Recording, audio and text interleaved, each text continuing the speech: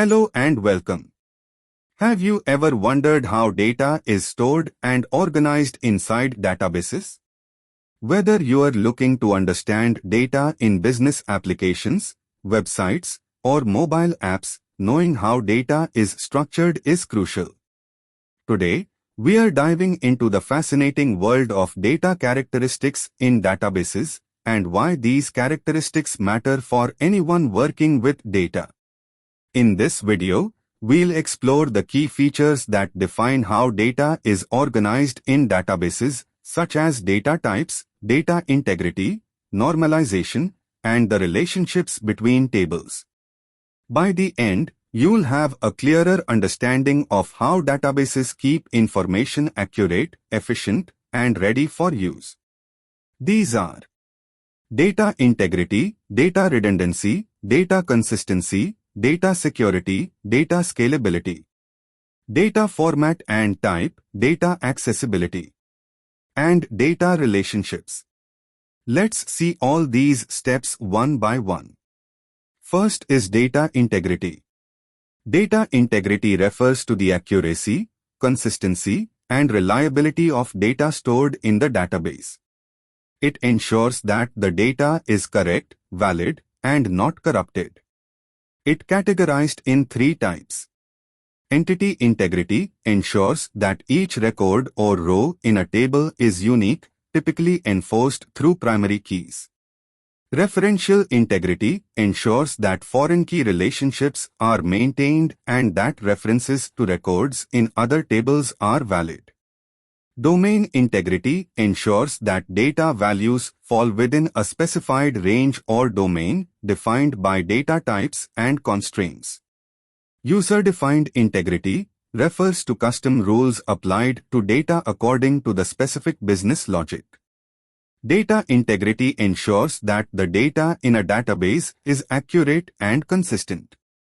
For example, every customer in our customers table should have a unique ID, and an order must refer to an existing customer. This prevents errors and ensures consistency across our data. Let's understand the examples of data integrity. Here is the customer table. This table stores information about customers, with each customer having a unique ID. Customer ID is the primary key, meaning it is unique for each customer. No two customers can have the same ID. Name and email provide details about the customer. Here is the orders table. This table stores information about orders placed by customers. Each order refers to a customer using the customer ID. Order ID is the primary key for the orders table, which is unique for each order. Customer ID is a foreign key that links the order to a specific customer. It must match an existing customer ID from the customers table. Data redundancy. Data redundancy refers to the unnecessary duplication of data in a database. This can lead to inefficiencies and inconsistencies. It categorizes into parts, that is normalization and denormalization.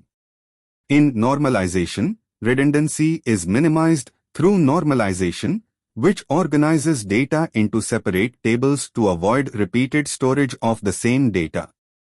In denormalization, in some cases, redundancy may be reintroduced, denormalization, for performance optimization, particularly in read-heavy systems. In a well-designed database, we avoid redundancy. For instance, rather than storing product names in every order, we store a product ID and link it to the product details in another table. Let me explain with example of data redundancy. In a normalized database, we try to organize the data into separate tables to reduce redundancy. Here's how we might store data using normalization. Products table. Here, product ID is the primary key, which uniquely identifies each product. Product name and price contain information specific to the product. Orders table. Here, order ID is the primary key for each order. Customer ID links to the customer who made the order. Product ID refers to the product being ordered, linking to the products table. Quantity and order date store the order specifics. Let's see denormalized database example. In some cases, you might want to denormalize the database to optimize performance, particularly for read-heavy systems where we need to reduce the number of joins and improve query speed. This means introducing some level of redundancy, repeated data, to avoid repeatedly fetching data from multiple tables. Orders table with denormalization. In this denormalized table, the product name and price are now stored directly in the orders table.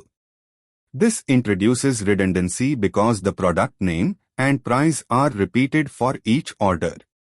For instance, the laptop and its price of 1000 are repeated in every order that includes the product, and so on.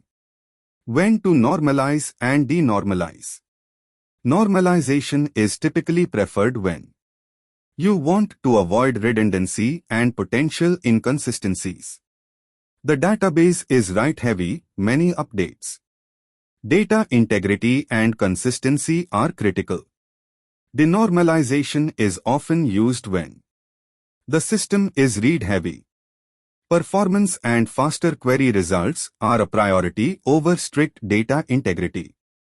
The redundancy is manageable, and you have mechanisms in place to handle data updates efficiently, for example through triggers or batch updates. Data consistency. Data consistency ensures that the data in a database is accurate and conforms to a predefined set of rules and standards.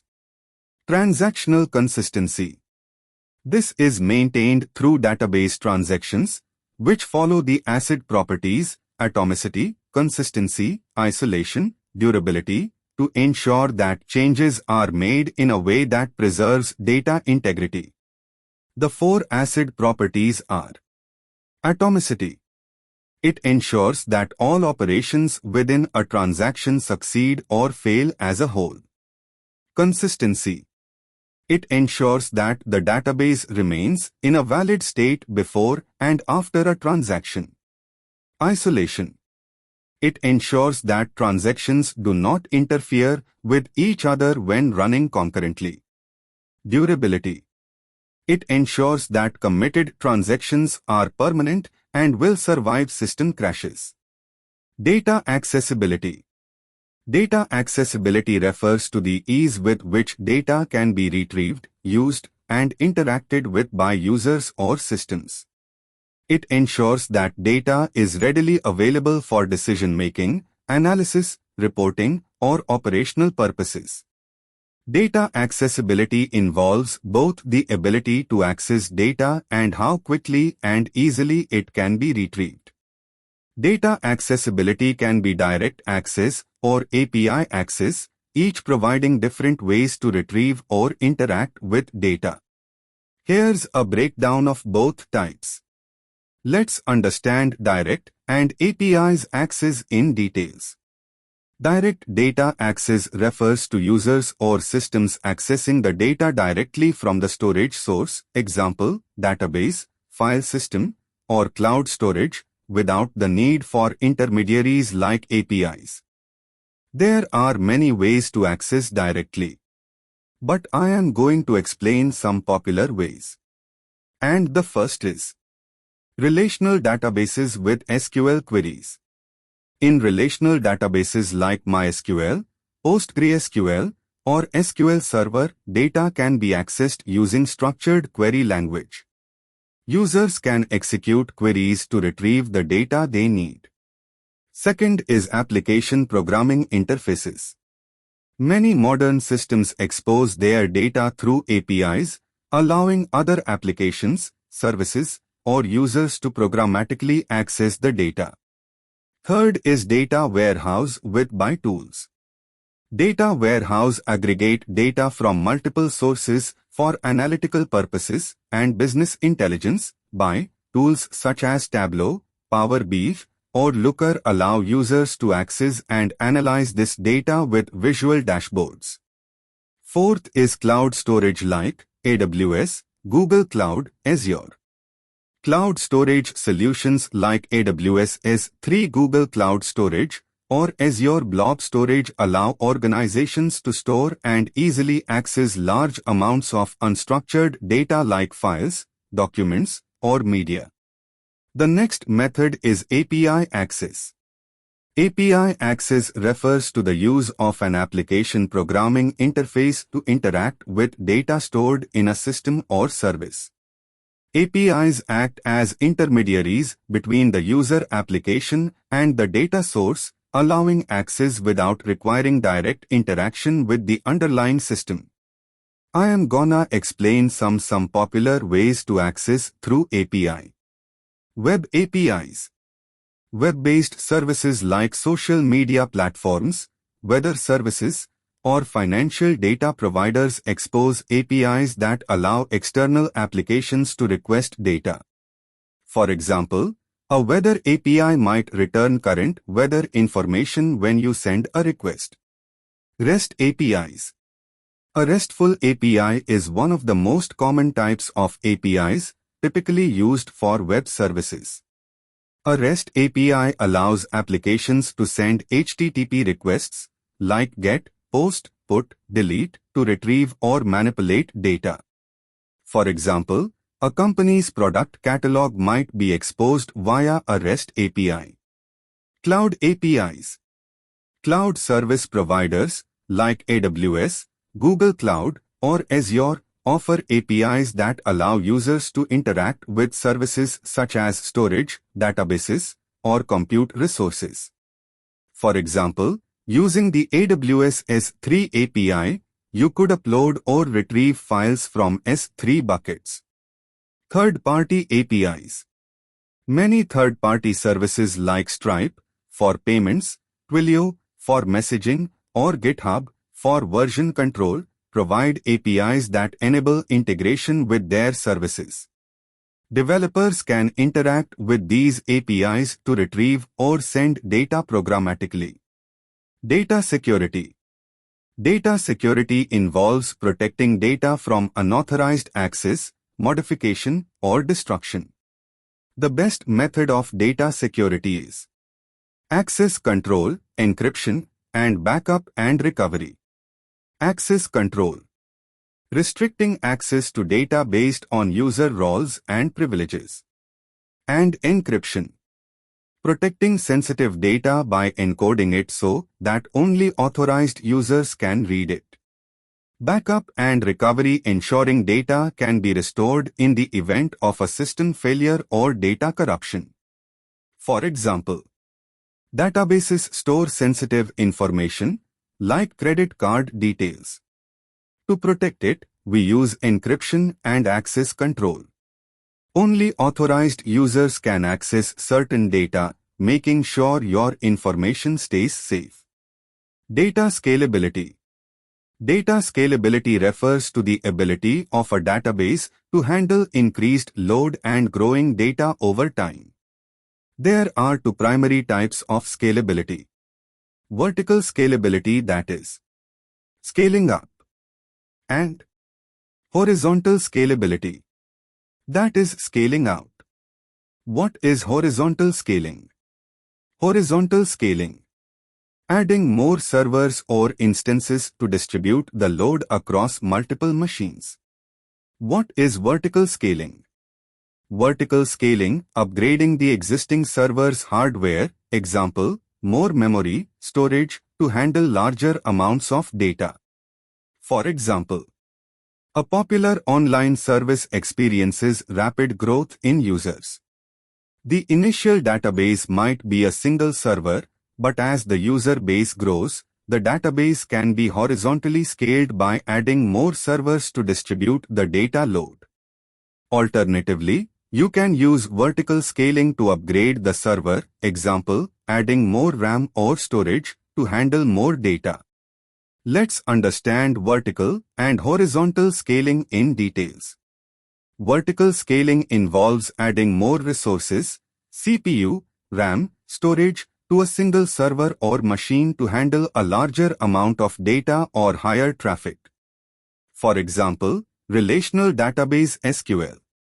Suppose you have a relational database, example, PostgreSQL or MySQL, running on a single server, and your business grows. As the number of transactions and queries increases, the server starts to experience performance bottlenecks, example, slow query responses. While horizontal scaling involves adding more machines or nodes to a system to distribute the load and handle more data.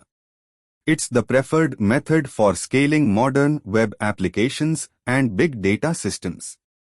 For example, NoSQL database like MongoDB, Cassandra. In NoSQL databases like MongoDB or Cassandra, horizontal scaling is often built in. As data grows, you can add more machines, nodes, to a cluster, and the system will automatically distribute data across these nodes. Data format and type. Data in a database is defined by its data types and format, which dictate the kind of information it can hold. Common data types are numeric, string, date, timestamp, Boolean, binary. Data relationships. Data relationships define how data in different tables are related to one another. These relationships are fundamental in relational databases. 3 types of relationships are available in data modeling. And these are one-to-one, one-to-many, and many-to-many. Let's understand how it works. A one-to-one relationship occurs when a single record in one table is associated with only one record in another table. Each record in both tables corresponds to one unique record in the other. A one-to-many relationship occurs when a single record in one table corresponds to multiple records in another table.